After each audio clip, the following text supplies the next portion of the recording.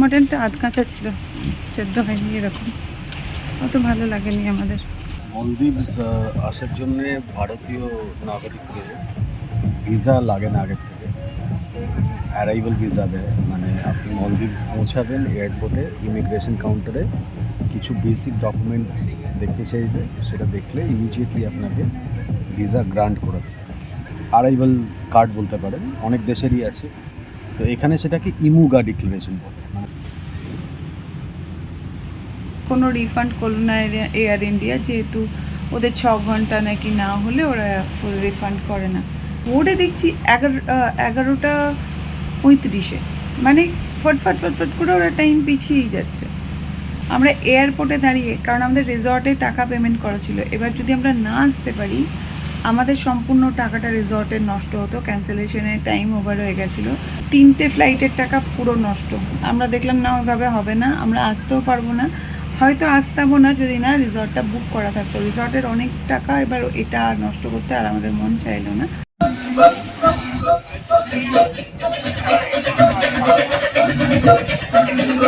Bye bye time এসে গেছে মলদ্বীপসকে, আমরা বেরোচ্ছি, আর হয়ে গেছে আমাদের সব কমপ্লিট। হ্যালো এভরিওয়ান, আবার একটা নতুন ব্লগে তোমাদের সবাইকে ওয়েলকাম। আমার চ্যানেল ট্রাভেল আড্ডা উইথ শ্রীতে এখন আমি তোমাদের সঙ্গে শেয়ার করছি আমাদের মলদ্বীপসের এক্সপিরিয়েন্স। এবার 2025-এ আমরা মলদ্বীপসে গিয়েছিলাম আদারান রানহালি আইল্যান্ডে। তো সেই এক্সপিরিয়েন্সটাই তোমাদের সাথে শেয়ার করেছি আগে দুটো ব্লগে, আর আজকে থার্ড ডে আর ফোর্থ ডে শেয়ার করব। সাথে থেকো, পুরো ব্লগটা দেখতে থেকো। এই ব্লগে ম্যাক্সিমামই আমি তোমাদেরকে ইনফরমেশন দেব আমাদের স্টে সম্পর্কে, ফুড সম্পর্কে, আর আইল্যান্ডটাও কিছু কিছু জায়গা তোমাদেরকে ঘুরে দেখাবো। তাহলে সাথে থাকো আর দেখতে থাকো পুরো ব্লগটা, আর ভালো লাগলে অবশ্যই একটা লাইক করে দিও। আর তোমরা যদি আমার লাস্ট দুটো ব্লগ দেখতে চাও, যে আমরা কিভাবে কলকাতা থেকে মলদ্বীপস এলাম, আর মলদ্বীপসের প্রথম দিনটা আমি কিভাবে আমরা কাটালাম, সেই সমস্ত কিছু রয়েছে আমার লাস্ট দুটো ব্লগে। সেই ব্লগসগুলো আর লিঙ্ক আমি এই ব্লগের ডেসক্রিপশন বক্সে দিয়ে দিচ্ছি, তোমরা দেখে নিতে পারো। আজকে সকালবেলা থেকে উঠে আমাদের মুড ছিল না ব্রেকফাস্ট করতে যাওয়ার, আমরা সেই জন্য সকালে আজকে উঠিও নি, একটু বেলা করেই উঠেছি ঘুম থেকে। উঠে আমরা চলে এলাম ককটেল বারে। দিনের বেলা দেখো কত সুন্দর লাগে। আমরা ফ্রুট জুস নিলাম, ফ্রুটস নিলাম, আর সেটা দিয়ে আমরা ব্রেকফাস্ট সেরে নিলাম। আজ ডে 3, সকাল থেকে অনেক কিছু করলাম, ঘুরলাম, নিকাবারে বসলাম, সোমো সুইমিং করলো, আর আজকে ব্রেকফাস্ট করতে যাইনি আমি, ভালো লাগছিল না, তো আজকে একদম ডাইরেক্ট লাঞ্চে গেছিলাম। আর এই দেখো, এটা আমাদের ব্যালকনি। তো আর কিছু ডিটেলস তোমাদের সাথে শেয়ার করবো। আর দেখো, এরকম রুমের সামনেই বিচেস, মানে তোমরা রুম থেকে বেরিয়ে স্নান করতে যেতে পারবে। আর করে এরকম বিচ টাওয়েল আর দুটো করে এরকম লাইফ জ্যাকেট থাকে প্রত্যেক রুমের সঙ্গে, আর এরকম একটা হ্যাঙ্গার যেটাতে ভিজে জামা কাপড় মেলা যায়। আর এরকম গ্যাপ দিয়ে আবার আরেকটা রুম। এই হলো রুম থেকে ভিউ, দেখো।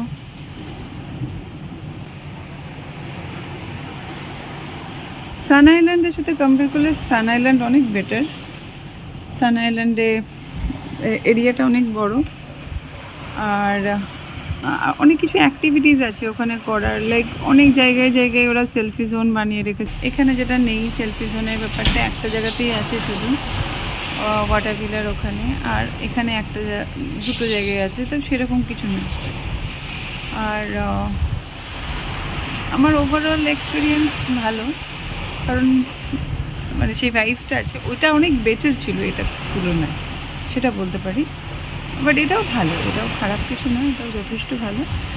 আর যদি তোমরা আসো আর কোনো হেল্প লাগে, মানে কোনো ইনফরমেশনের দিকে হেল্প করছি, অবশ্যই বলো, আমি চেষ্টা করবো যতটা পারবো করে দেওয়ার। এখানে আমি তো ল্যাব থেকে এসেছিলাম, আর সমুদ্রতে স্নান করতে ভীষণ ভালোবাসে, সেই জন্য ওর আসা। আর শার্ক ফিডিং, স্ট্রিংরে ফিডিং আমরা অলরেডি করেছি সান আইল্যান্ডে, তত ইন্টারেস্ট ছিল না ওটার জন্য আলাদা করে করার। আর ওটা করে নিয়ে যাবে অন্য একটা আইল্যান্ডে, এরকম ঘোরাবে, তো সেটাও আমরা করিনি। আর টাইমটাও কম ছিল এবারে, অনেক কম টাইম। এইটুকু এক্সপ্লোর করতে গিয়েই সময় কেটে গেল। তো আজ কালকে আমাদের সকালবেলা এখান থেকে বেরোনো, দুপুরবেলা ফ্লাইট। আর খাবারের অপশন বলতে ইন্ডিয়ান ফুড, মানে ভাত, ডাল, পিওর ডাল, মানে মুসুর ডাল পাওয়া যাচ্ছে। কালকে ভিন্ডি ছিল, আজকে আবার ভাত তো থাকছেই সবসময়। রাতে আবার রুটি পাওয়া যাচ্ছে। তো রুটিটা একটু অন্যরকম খেতে, কিন্তু মানে এমনি রুটি, সেঁকা রুটি, বাট ওই ফুলকো হয় না, যেহেতু ওরা ওই আমরা যেরকম উনুনে দিয়ে ফোলাই ওই ব্যাপারটা না, একটু সেঁকা, অনলি সেঁকা, ফোলানোর ব্যাপারটা নেই। আর খাবার বলতে আর ব্রেকফাস্টে তো থাকে মোটামুটি ফ্রুটস থাকে, আর বিভিন্ন রকম বেকারি আইটেম থাকে। তারপর কি থাকে, আর ইডলি থাকে, আর ব্রেড থাকে, ঠিক আছে, কর্নফ্লেক্স থাকে, এরকম ব্রেকফাস্টে। লাঞ্চে ধরো তোমরা যদি ইন্ডিয়ান প্রেফার করো, ইন্ডিয়ান ভাত, যেটা বলছিলাম, ভাত, ডাল, মাংসের অপশনটা কম। আর আমি এই মাছ, সামুদ্রিক মাছ অত ঠিকঠাক প্রিপেয়ার না করলে খেতে পারি না। আমি খাইও নি, চেষ্টাও করিনি খাওয়ার। কেন কি আমি মানে মাছ, সামুদ্রিক মাছ যেটা আমার ভাজা খেতেই ভালো লাগে, ফ্রাই, ওই ঝোল টোল ভালো লাগে না। তো ডাকের অপশান আছে, চিকেনের কিছু আইটেম ছিল, ফ্রায়েড চিকেনটা কালকে ভালো বানিয়েছিল, ওই রকম কিছু জিনিস ভালো। আর আবার বাকিটা বলছি, আমরা এখন বেরোবো অ্যাকচুয়ালি। আর কি অপশান থাকে, ডাক থাকে, চিকেন থাকে, আর মাটন থাকে মাঝে মাঝে। তো মাটনটা আধ কাঁচা ছিল, সেদ্ধ হয়নি, এরকম অত ভালো লাগেনি আমাদের। ডেজার্টে অনেক কিছু অপশান থাকে, আইসক্রিম থাকে, তারপর ওই বেকারি আইটেম কিছু থাকে, ফ্রুটস থাকে, আর তারপরে বিভিন্ন রকম মিষ্টি জাতীয় জিনিস থাকে বানানো। তো ওই আর কি অপশান আছে, খারাপ না, খুব বেশি অপশান বলবো না, বাট থাকে। বাট একই জিনিস রিপিট করে, মানে রোজ প্রায়, ওটা আমার ভালো লাগে না। হেলদি জোন তো ওটা না, হ্যাঁ, হেলদি জোনে চিকেন থাকে, আর ফিশ থাকে, আর ভেজিটেবলস থাকে, মানে ওগুলো ফ্রাই করা না, ওগুলো সব বয়েলড। তো আমি একদিন সৌম্যর চিকেনটা ভালো লেগেছিলো, আমি ট্রাই করলাম, আমার গন্ধ লাগলো।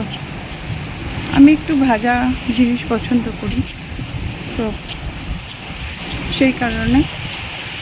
আর ডিনারে ওই যে বললাম রুটি থাকে, আর সবজি বলতে আলু রোজ পাবে, আলুর একটা ফ্রাই যেটা রোজ করে ওটা, এরকম ব্যাপার। টাইমিং সম্পর্কে খুব বেশি পার্টিকুলার। এই গেল ফুড। আর স্টেটা সম্পর্কে বলবো পরে। দেখো, আইল্যান্ডে ঘুরতে ঘুরতে কি মিষ্টি একটা খরগোশের সাথে দেখা হয়ে গেল আমাদের। আমার খুব ভালো লাগে খরগোশ, আমার ছিলও খরগোশ, তো ভীষণ ভালোবাসি আমি। তবে বেচারা এখন ফুল খাচ্ছে, এখানে গাছের নিচে ফুলগুলো পড়ে আছে, ওগুলোও খাচ্ছে, তার ডিস্টার্ব করলাম না আর। মলদ্বীপস আসার জন্যে ভারতীয় নাগরিকদের ভিসা লাগে না আগের থেকে, অ্যারাইভাল ভিসা দেয়। মানে আপনি মলদ্বীপস পৌঁছাবেন, এয়ারপোর্টে ইমিগ্রেশন কাউন্টারে কিছু বেসিক ডকুমেন্টস দেখতে চাইবে, সেটা দেখলে ইমিডিয়েটলি আপনাকে ভিসা গ্রান্ট করে দেবে। বেসিক ডকুমেন্টগুলো কি? হ্যাঁ, এখন ডকুমেন্টস কী লাগে, আপনাকে মলদ্বীপসের স্টে কোথায় থাকছে সেটার কনফার্মড অ্যাকোমোডেশন ডিটেলস দেখাতে হবে। মানে হোটেল বুকিং বা রিসর্ট বুকিং, এখানে হোটেল তো হয় না, এখানে সবই ম্যাক্সিমাম আইল্যান্ডগুলোকে প্রাইভেট রিসর্ট বানানো আছে, আর 4-5টা পাবলিক আইল্যান্ডে যেখানে লোকাল মানুষজন থাকে সেখানে কিছু হোটেলস বানানো আছে। তো যেখানেই আপনি বুক করবেন সেটার বুকিং কনফার্মেশন ভাউচার দেখতে চাইবে। সেকেন্ড, আপনাকে রিটার্ন ফ্লাইট টিকিট কনফার্ম দেখাতে হবে। থার্ড, আপনাকে একটা অনলাইন ডিক্লারেশন ফর্ম হয়, অ্যারাইভাল কার্ড বলতে পারেন, অনেক দেশেরই আছে, তো এখানে সেটাকে ইমুগা ডিক্লারেশন বলে। মানে আপনি ইন্ডিয়াতে যখন আছেন 96 যেদিনে আসছেন মলদ্বীপস তার 96 আওয়ার্স আগে 72 বলে থেকে শুরু হয় ডিক্লারেশনটা সাবমিট করা। অনলাইনের লিঙ্ক আছে, সেখানে ইমুগা গুগলে টাইপ করলে চলে আসবে। সেখানে আপনাকে বেসিক ইনফরমেশন দিতে হবে, কবে পৌঁছাচ্ছেন, কোন ফ্লাইটে পৌঁছাচ্ছেন, কোথায় থাকছেন, কি অ্যাড্রেস তার, কবে ফেরত যাচ্ছেন, কোন ফ্লাইটে ফেরত যাচ্ছেন ইত্যাদি, আপনার পাসপোর্ট নাম্বার কী। সো ইমুগা ডিক্লারেশন সাবমিট করলে একটা কিউআর কোড জেনারেট হয়, সেই কিউআর কোডটা আপনাকে ইমিগ্রেশন কাউন্টারে দেখতে চাইবে। সো এই 4টে ডকুমেন্টস হ্যান্ডি রাখলে, মানে হোটেল বা রিসর্ট বুকিং এখানকার, রিটার্ন ফ্লাইট টিকিট, ইমুগা, অ্যান্ড ফোর্থ ওয়ান ইজ এখন আর লাগছে না সেটা, আমরা কোভিডের পরে যখন এসেছিলাম ওই একটা সার্টিফিকেট কোভিডের, এখন তো লাগছে বাট সেটা এখন আর লাগছে না। সো বেসিক্যালি 3টে ডকুমেন্ট আপনার সঙ্গে থাকলেই they will grant you visa. Cash dollar কিছু একটা অ্যামাউন্ট মেনশন করা ছিল ওয়েবসাইটে ওদের, বাট আমাকে দেখতে চাইনি। আমাদের ইভেন কলকাতা এয়ারপোর্টেও এগুলো সমস্ত ডিটেলস দেখেছিল ওরা, হ্যাঁ, হোটেল বুকিং বা বাকি সব যে কটা মানে ভিসার জন্য লাগে ডকুমেন্টস সব কিন্তু আমাদের কলকাতা খুব এয়ারপোর্টে সহজ ইমিগ্রেশন প্রসেস, মানে মলদ্বীপসের ইমিগ্রেশন উইদিন 5 মিনিটস হয়ে যায়। লাইন হ্যাঁ 50-100 জনের পেছনে হয়তো আপনাকে দাঁড়াতে হবে, বাট যখন আপনি ইমিগ্রেশন অফিসারের সামনে দাঁড়াবেন 5 মিনিটও লাগে। Will just check the document and give you the visa stamping and you can go. আমি নিয়ে নিলাম 1 কাপ গরম গরম চা আর সানসেট দেখতে দেখতে চাটা এনজয় করছি। আজকে সানসেটটাও আমরা নিকাবারে বসে বসেই দেখছি, বেশ সুন্দর লাগছে। কালকে গিয়েছিলাম ওয়াটার ভিলার দিকে, আজকেও একবার গিয়েছিলাম ফটোগ্রাফির জন্য ওয়াটার ভিলার দিকে, বাট সানসেটটা আমরা এখানে এনজয় করছি, ভীষণ সুন্দর লাগছে। ডিনার করতে যাওয়ার আগে আমরা ককটেল বারে চলে এলাম গান শোনার জন্য। রোজ ইভিনিংয়ে এখানে আসি, একটু বসি, গান শুনি, লাইভ মিউজিক হয় সেটা শুনি, ভালো লাগে। সিঙ্গার দুজন আছেন, শ্রীলঙ্কান একজন তার মধ্যে, উনি তো খুব ভালো গান করেন, ভালো লাগে শুনতে। ককটেল বারে বসে আছি আর আমি ককটেল বারে কি খাচ্ছি তোমাদেরকে দেখিয়ে দিচ্ছি। এই যে ঠান্ডা জল, এই যে সৌম্য, আর আমরা বসে আছি এখন এখানে, বেশ সুন্দর এখানে গান বাজনা হয়, বাট আজকে হচ্ছে না সানডে বলে একটা ফ্রিজ ম্যাগনেট কিনলাম। এরকম সোভেনিয়ার শপ থেকে একটা ফ্রিজ ম্যাগনেট কেনা হলো, আর কালকে এয়ারপোর্টে যদি পাই আবার কিনবো। আর এখানে এই রাত্রেবেলা এটাই ভালো লাগে। আর ডিনারটা আজকে আমরা তাড়াতাড়ি করে নেবো, কারণ কালকে আমাদের 8:15-র মধ্যে লাগেজ ড্রপ করতে হবে, আর নিজেদেরকে 8:45-এর মধ্যে রিসেপশনে চলে যেতে হবে। ওখানে বোট তো সবসময় আসে না, ধরো জনা 10 টুরিস্টকে এক জায়গায় করে তারপরে নিয়ে যায়, ওরা তো গিয়ে ওখানে ওয়েট করতে হবে। এবার 9টায় ছাড়বে বলেছে। ব্রেকফাস্ট করার টাইম পাবো কি না জানি না, আর ব্রেকফাস্ট বেশি করাও যাবে না, বিকজ ওই ইয়েতে বোটে এত আসার সময় ঝাঁকুনি হচ্ছিল, মানে লাফাচ্ছিল রেস্টুরেন্ট। পাশের বালটা দেখতে পাচ্ছি না, খুব সুন্দর এই বারটা। ওটা হচ্ছে ওয়াটার ভিলার দিকে নিকা বারটা, আর এই ককটেল বারটা হচ্ছে মেন রিসেপশনের কাছে এরকম। কালকে ভেতরে বসেছিলাম তো সেটা দেখিয়েছি তোমাদেরকে। আর মাছ দেখা যাবে, তোমরা দেখতে পাবে না। তো যাই হোক, এবার কালকে বেরোবো, আর আমি বললাম ব্রেকফাস্ট করবো কিনা জানি না, কারণ এত লাফাচ্ছিলো। আমার আবার মোশন সিকনেস আছে, একটু বমি হয়ে যেতে পারে।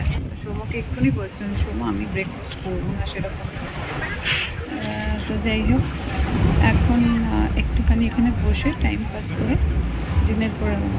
ভালো কাটলো 3টে দিন 4টে দিন, 4টে দিন ভালোই কাটলো। বাট এখানে কি বলো তো, এখানে ওই 4 দিন মানে আমাদের মতো মানুষদের কথা বলছি, সবার কথা বলবো না, কারণ এখানে 2 সপ্তাহ 1 মাসের জন্য লোক এসে বসে থাকে, ইউরোপিয়ানরা ওরা আসে, তাই ওদের অন্যরকম লাইফস্টাইল, তো আমাদের সাথে ম্যাচ হয় না। আমি ঘুরতে গেলে অনেক কিছু এক্সপ্লোর করি, এখানে তো ওরকমভাবে কিছু নেই। কলকাতায় ফিরে আবার ভাগাম ভাগ শুরু, সৌমর আবার হ্যাঁ করছে। তো যাই হোক, 5 মিনিট পরে লাইভ মিউজিক শুরু হবে, আজকে 9:30 অবধি। আজকে গানটা লিমিটেড পিরিয়ড, 5 মিনিটে শুরু হবে, 1 ঘন্টা চলবে না। আচ্ছা, আর ওইটাই বলছিলেন 4 days 3 nights। একটু বড় আইল্যান্ড হলে 4 days। হ্যাঁ, বড় আইল্যান্ড মানে সান আইল্যান্ডে কিন্তু অনেক জায়গা ছিল এক্সপ্লোর করার, অনেকটা, যেহেতু তাও কতটা 10 কিলোমিটার, আচ্ছা 5 কিলোমিটার স্ট্রেচ ছিল। আর টিকিট প্রাইস, হোটেল প্রাইস জানার থাকলে বলো। টিকিট প্রাইস তো চেঞ্জ হতে থাকে, ডাইনামিক, ওটা কিছু বলার নেই। হোটেলের যদি ইনফরমেশন লাগে কমেন্ট বক্সে কমেন্ট করো, কারণ আমি নর্মালি দিই না প্যাকেজ, কারণ চেঞ্জ হতে থাকে, সবই ডাইনামিক অ্যাকচুয়ালি, সবটাই চেঞ্জ হতে থাকে, বিকজ ওরকমভাবে পার্মানেন্টলি হয় না কিছু। মানে ধরো এখন আজকে এটা তো কালকে ওটা, আবার এবেলাটা তো ওবেলায় ওটা, ওটা বলা যায় না। আমরা যে রেটে পেয়েছি তার থেকে কমেও তোমরা পেতে পারো, বেশিতেও পেতে পারো। আমি অ্যাভারেজ একটা আইডিয়া তোমাদেরকে দিয়ে দিতে পারি, যদি চাও কমেন্ট বক্সে কমেন্ট করো। আজকে এখানে প্রথমে 1 ঘন্টা লাইভ মিউজিক হলো, দেন ক্যারিওকে নাইটস হলো, যেখানে সবাই গান বাজনা করলো, ভালো লাগলো বেশ। মানে যারা গেস্ট তারাও করলো। আর এখন শুরু হয়েছে ফোক ডান্স, তো আমরা সেটা এনজয় করছি, তোমরাও দেখো।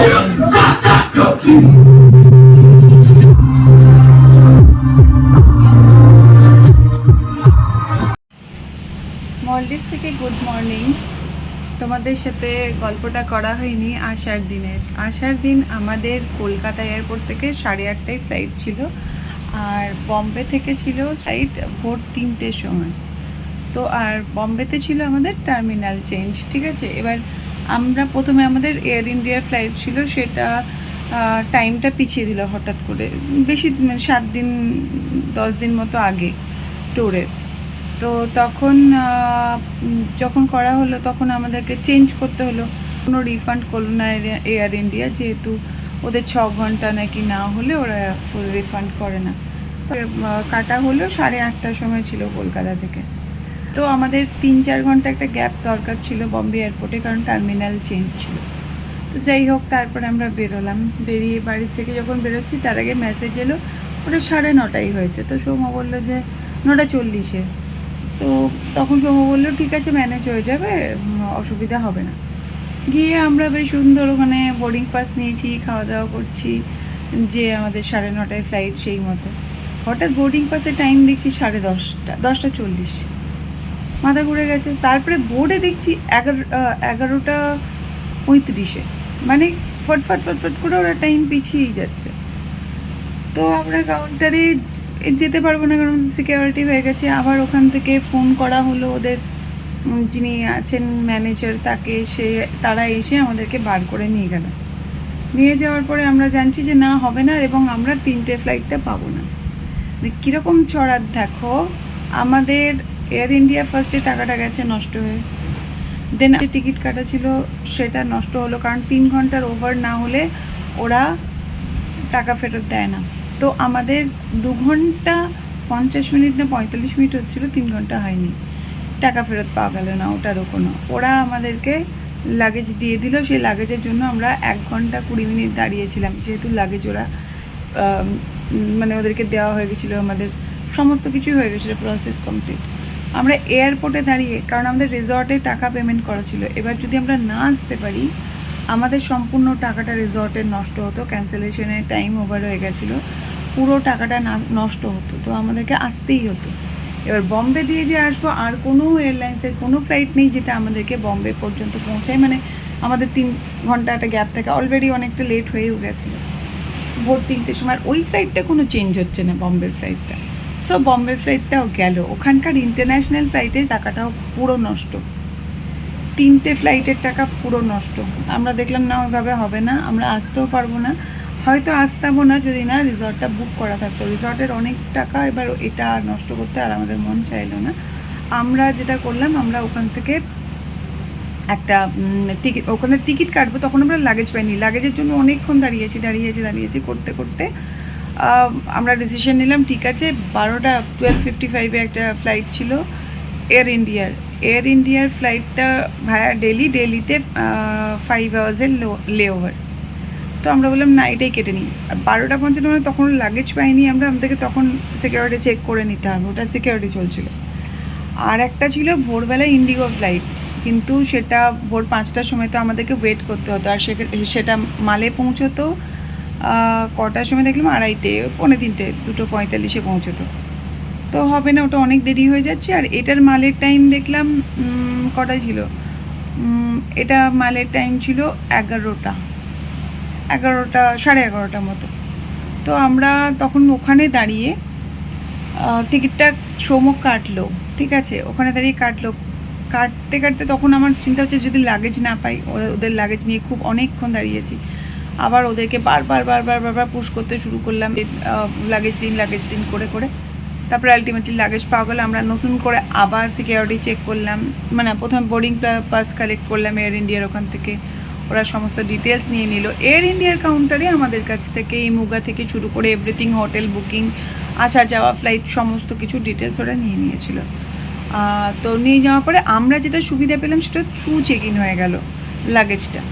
তো থ্রু চেক ইন হয়ে যাওয়ার জন্য আমরা দিল্লি এয়ারপোর্টে, আমাদের আর ওটার ব্যাপার নেই, বাট ইমিগ্রেশনের ব্যাপারটা দিল্লি এয়ারপোর্টে ছিল।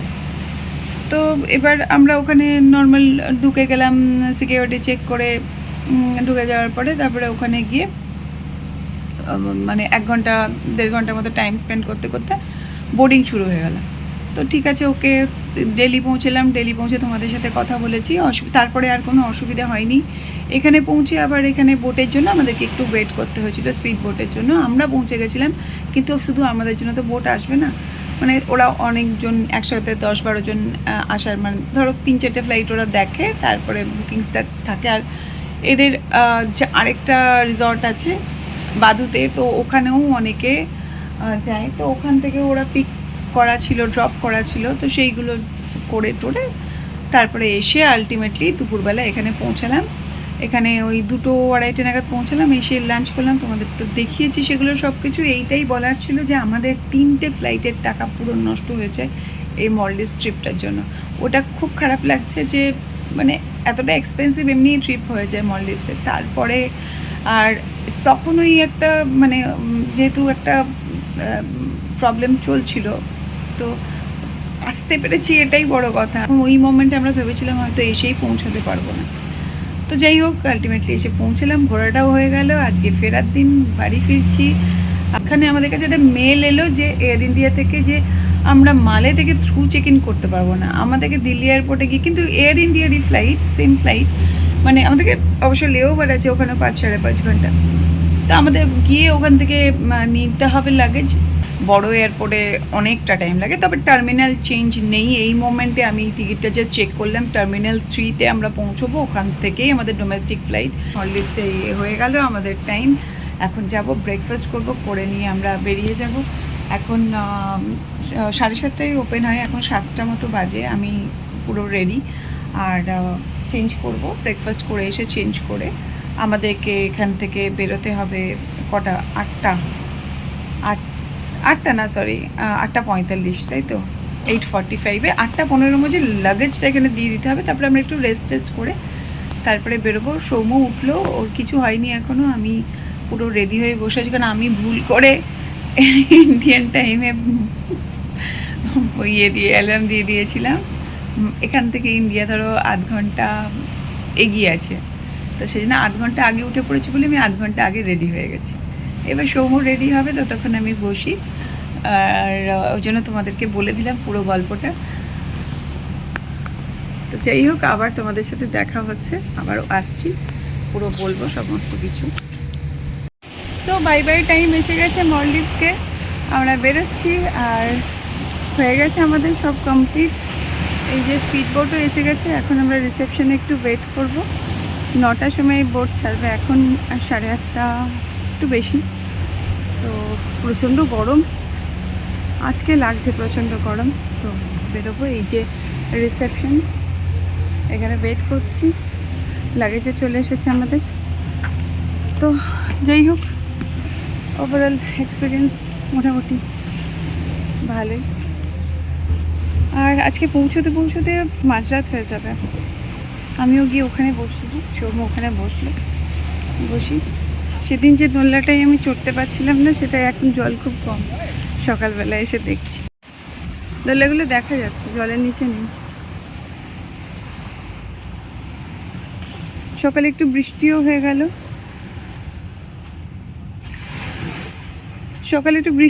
গেল, ভিজে আছে এই জায়গাগুলো। বসো না আবার পটাশ করে।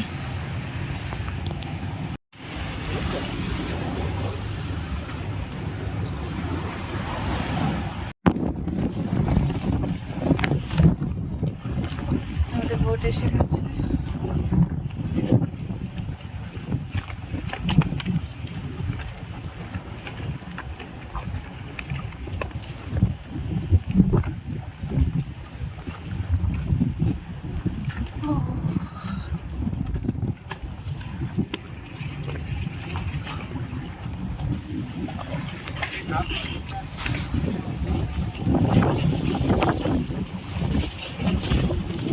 লাইফ জ্যাকেট পরতে হবে।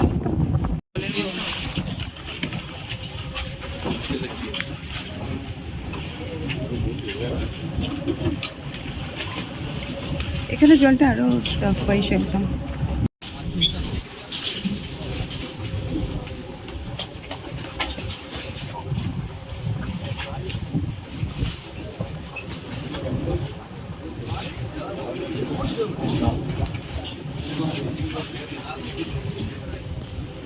বোটে উঠে গেছি। আইল্যান্ডকে বাই বাই। প্রচন্ড বাম্পি রাইডস, তাই তো? এখনই অলরেডি প্রচন্ড হচ্ছে।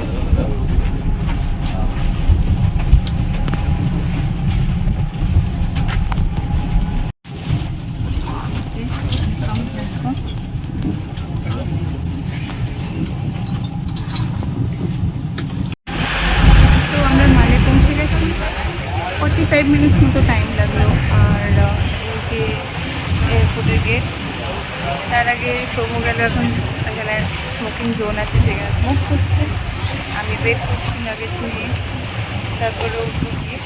আর আমাদের এখনও 12টা 12:45 টাইম, তো অনেকটাই টাইম আছে। ওর হয়ে গেলে তখন যাবো ভেতরে।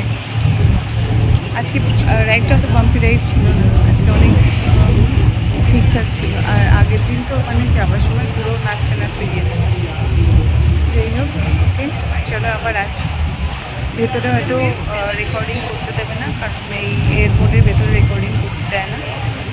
আমি ফ্লাইটে উঠে আবার করতে পারবো। ফ্লাইটে উঠে গেছি, 12:45-এ ছাড়বে।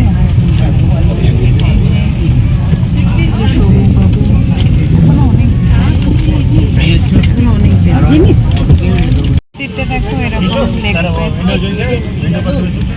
এইরকম লেগ স্পেস, খুব বেশি না। আর কমপ্লিমেন্টারি ফুড তো থাকবে টিকিটের সাথে, আসলে দেখিয়ে দেবো।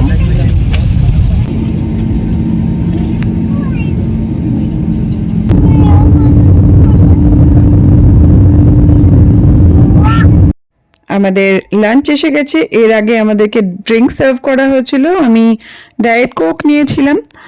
আর লাঞ্চ আইটেমগুলো তোমরা দেখে নাও। আর এই ব্লগটা আমি এখানেই শেষ করব। পরের ব্লগে আবার তোমাদের সঙ্গে দেখা হবে। আজকের মতো বাই বাই।